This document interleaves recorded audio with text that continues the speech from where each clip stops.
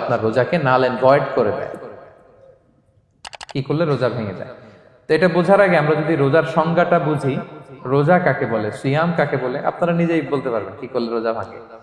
রোজার সংজ্ঞা হচ্ছে আসওমু হুয়াল ইমসাকু আনিল আখলি ওয়া শুরবি ওয়াল জিমাই মিন তুলুইল ফাজরি ইলা গুরুবিশ শামসি মা'আন নিয়্যাহ।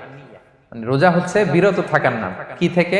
খাওয়া থেকে, পান করা থেকে, ফিজিক্যাল ইন্টিমেসি থেকে স্ত্রীর সাথে, সকাল থেকে শুরু করে, ফজর থেকে শুরু করে ইলা গুরুবিশ শামস মানে সানসেট পর্যন্ত, সূর্যাস্ত পর্যন্ত নিয়তের সাথে। ক্লিয়ার হয়ে গেছে না?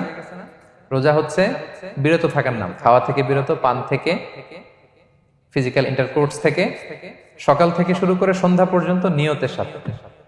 তো এই সংজ্ঞা থেকেই তো বোঝা যায় কি করলে, খেলে রোজা ভেঙে যায়, ড্রিঙ্কস করলে রোজা ভেঙে যায়, বিবাহিতরা দিনের বেলায় ফিজিক্যাল ইন্টিমেসিতে গেলে রোজা ভেঙে যায়। তো আমরা এবার পয়েন্ট আকারে শুনবো যে কি কি কাজ করলে। এখানে মৌলিকভাবে 3টা জিনিসের কথা বলা হয়েছে, কিন্তু আরো কিছু জিনিস আছে যেগুলো করলে আপনার রোজা ভেঙে যাবে।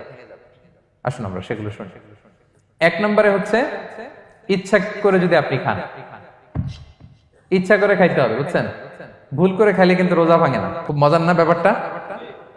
অনেক সময় এমন হয়, অনেকের অভ্যাস যে সকালবেলা সে ঘুম থেকে উঠে পানি খায়। তো আপনি হঠাৎ করে 1 গ্লাস পানি খেয়ে ফেলছেন, খাওয়ার পরে মনে হয়েছে ওরে আমি তো রোজা, এখন কি হবে বলেন তো? ভাঙবে না? ভাঙবে না, ভাঙে নাই। শুধু 1 গ্লাস পানি না, ভুলে যদি 1 প্লেট ভাতও খেয়ে ফেলেন, ভুলে, রোজা ভাঙবে না। তো রোজা অবস্থায় এত বড় ভুল অবশ্য কেউ করে না, কি বলেন? পানির এটা হয়ে যায়, তাও প্রথম 1, 2, 3 রোজায় হয় না?